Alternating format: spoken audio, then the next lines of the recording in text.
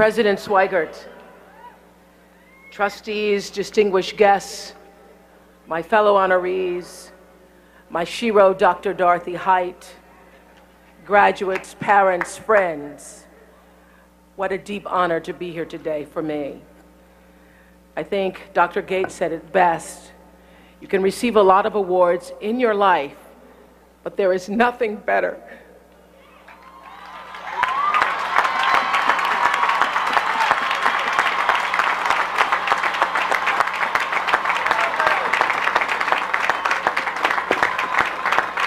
There is nothing better than to be honored by your own. Thank you. Thank you. I'll be calling myself Dr. Winfrey on Monday morning on the Oprah Show. Thank you. Well, let me just say that everybody I know who's ever graduated from here, and that's a lot of y'all, told me, just wait till you get there. Just wait till you get there. They said to me, you're going to feel the love. And Howard, I am feeling you today. I'm feeling you today. I thank you for the honor of being able to celebrate with you today. I'm here because my good friend and former executive producer of the Oprah Winfrey Show, Diane Hudson, and new member of the Howard Board of Trustees, said to me, you've got to come to Howard. Howard is the bomb. Diane Hudson said, it is our pride. It is a mighty force. You just have to experience it, girl. And she told me this. She said, once you come, it's going to feel like family reunion, and you're going to want to come again and again. Thank you, Diane, because it's your passion and your commitment to excellence and created continued excellence for this great institution that made me stop whatever I was planning on doing and get to Howard. And I'm really so glad I did, because I get to see you all. I get to witness and welcome you all to the beginning of your new and fantastic life ahead, if you choose it to be so. And I know that it is there for the choosing, because there is nobody more nurtured and prepared to lead us into an exemplary future than the Howard University graduating class of 2007.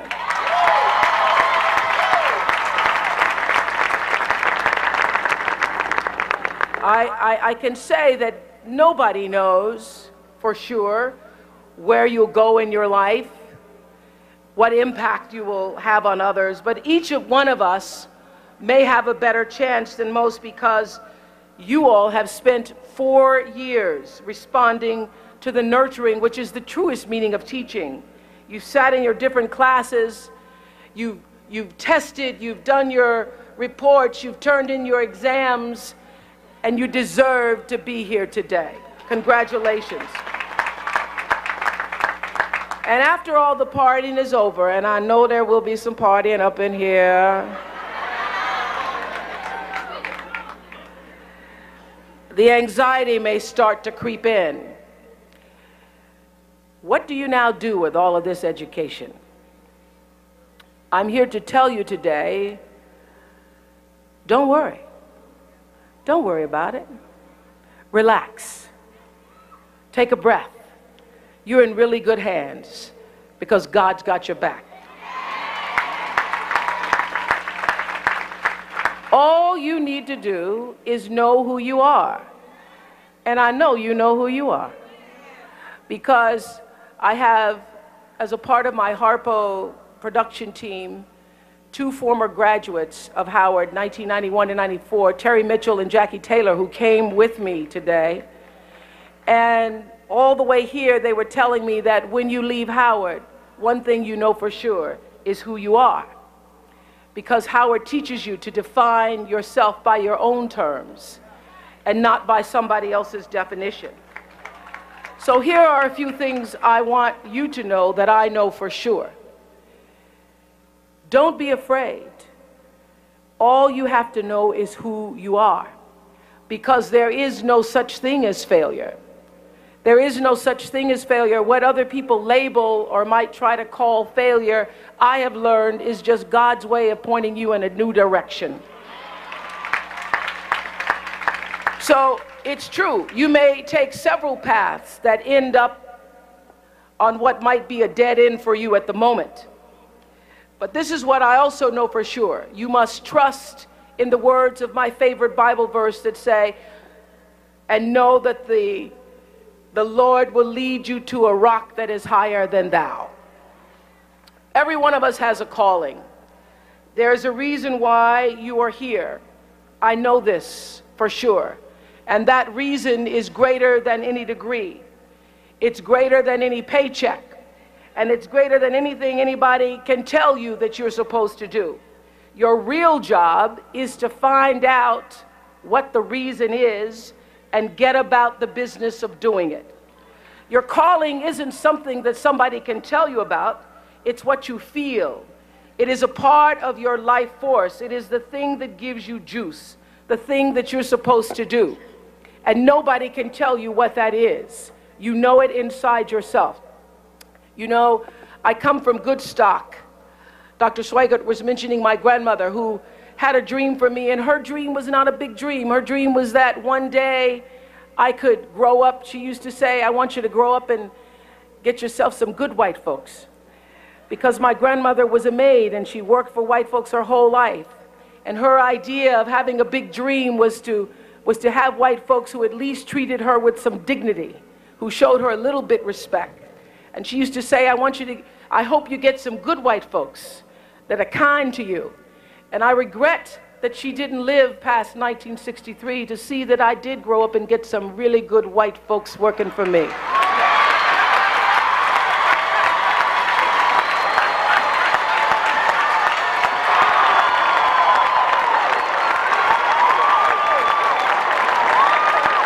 Oh yeah. So have no fear. Have no fear. God's got your back.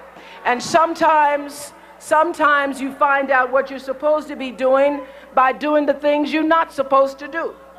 So don't expect the perfect job that defines your life's work to come along next week. If that happens, take the blessing and run with it. But if not, be grateful to be on the path where you eventually want to live. Abide in the space of gratitude, because this is what I know for sure, that only through being grateful for how far you've come in your path can you leave room for more blessings to flow. Blessings flow in the space of gratitude.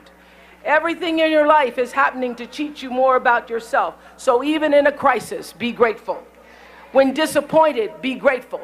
When things aren't going the way you want them to, be grateful that you have sense enough to turn it around. I spent 8 years in Baltimore. I knew in those years in Baltimore that I was unhappy being a television news reporter. But the voice of my father, who thought he knew what I was supposed to do, was in my head. He'd say, don't you give up that job, girl. You're never gonna make $25,000 in 1 year. That's my father's dream for me. But God could dream a bigger dream than you can dream for yourself. And so I tried to live in the space of God's dream. And the television executives told me when I was in Baltimore that it was too much. I was too big and I was too black. They told me that I was too engaged, that I was too emotional, I was too much for the news. And so they put me on a talk show one day just to run out my contract. And that was the beginning of my story. So I said, even when things are difficult, be grateful. Honor your calling. Don't worry about how successful you will be. Don't worry about it. Focus on how significant you can be in service, and the success will take care of itself. And always take a stand for yourself, your values. You're defined by what you stand for. Your integrity is not for sale. From the very beginning of my career in Baltimore, and I walked in the room, and all the men in the room said to me, you need to change your name because nobody's going to remember your name. You need to change your name. And I said, what do you want me to change? They said, well, we think Susie is a good name. Susie is a friendly name. Susie is a name that people will remember. People can relate to Susie. I said, I think I'm going to keep my name. If people remember it or not, it is my name. You have to be willing to stand up for what you believe in. If I could count the number of times I have been asked to compromise and sell out myself for one reason or another, I would be a billionaire 10 times over. My integrity is not for sale, and neither is yours.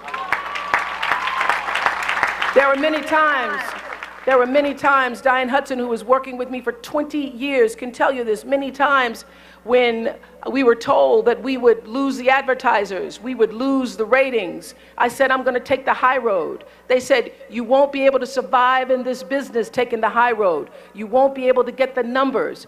The advertisers will drop out. And I said, let them. Let them.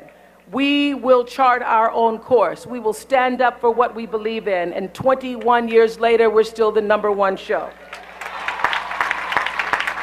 The human death of our integrity is the most we have to offer. And I would beseech you to remember what Harriet Tubman said of her efforts to spirit slaves from the plantation. Harriet Tubman once said that she could have liberated thousands more if only she could have convinced them that they were slaves. So do not be a slave to any form of selling out. Maintain your integrity. It has always been, I believe, the only solution to all of the problems in the world, and it remains the only solution. Through your presence here today, you come from a long line of giants whose shoulders you stand on. Giants who've graduated from this school, and giants who never made it to school. I believe, in the words of Jimmy Baldwin, your crown has been paid for, so put it on your head and wear it. Your crown has been paid for. And so as you walk forth from this place, these hallowed grounds today, the most important lesson I can offer you from my own life is that in order to remain successful, to continue to wear the crown, as you walk the path of privilege, you must not forget the less privilege you've left behind. You cannot continue to succeed in the world or have a fulfilling life in the world unless you choose to use your life in service somehow to others and give back what you have been given. That's how you keep it. That's how you get it. That's how you grow it. We are in a crisis in this country with black youth. They don't know what you know. They're falling and they're failing. They're dropping out at rates of 50% and higher because we, our generation, didn't teach them who they are. We have a responsibility to raise them up, to lift them up, to save them, to liberate them from themselves. Go out and save a child. And sometimes it doesn't even take a lot to save somebody. As you all know, I built this beautiful school in South Africa, and I spend a lot of time trying to grow my daughters into a future as bright as yours. And I can't wait to see some of them come to Howard University.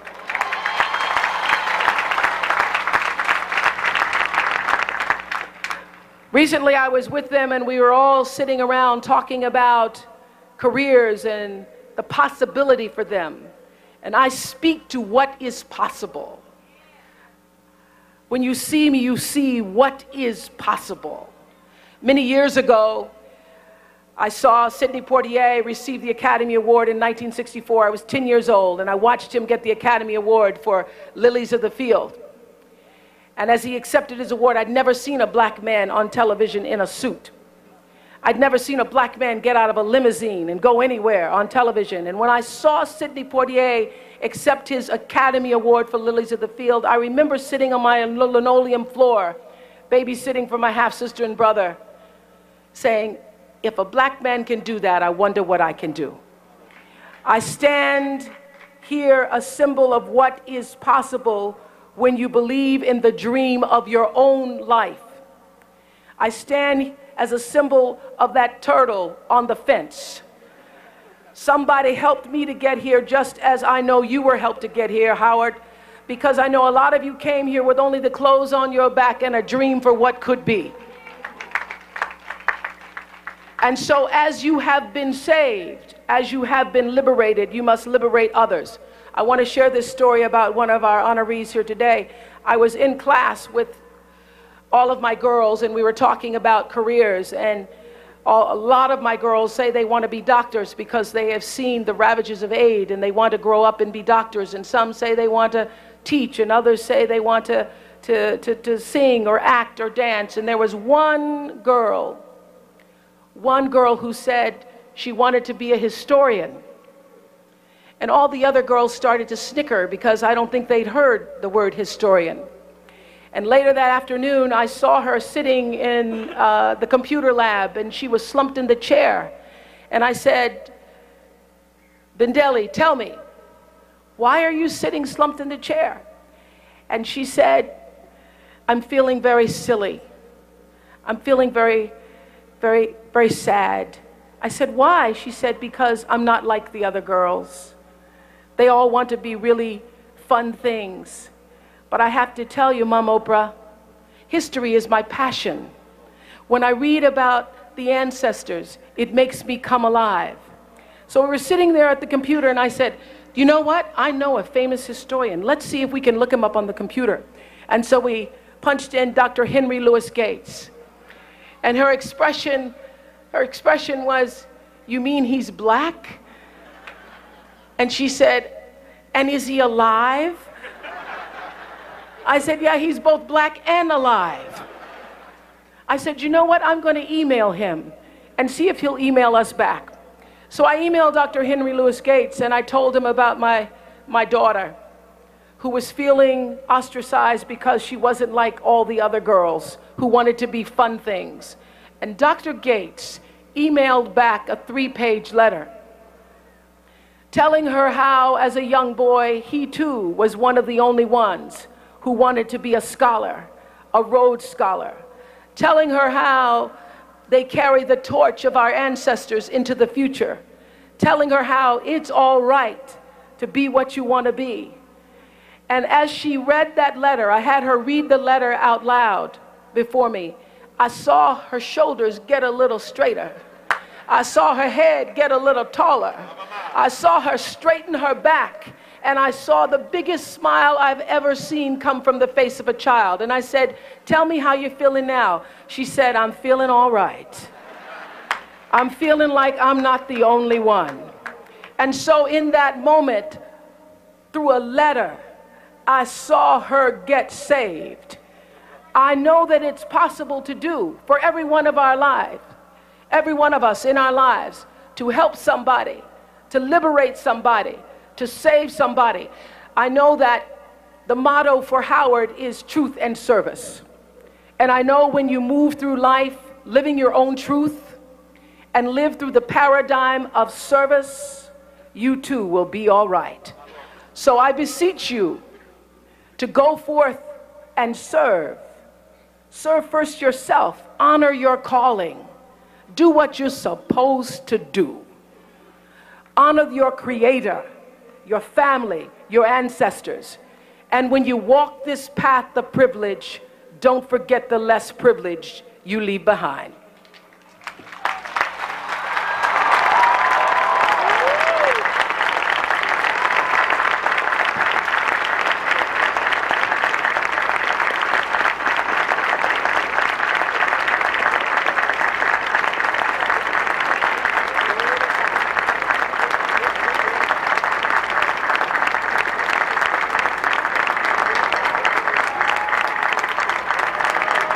Dr. Oprah Winfrey.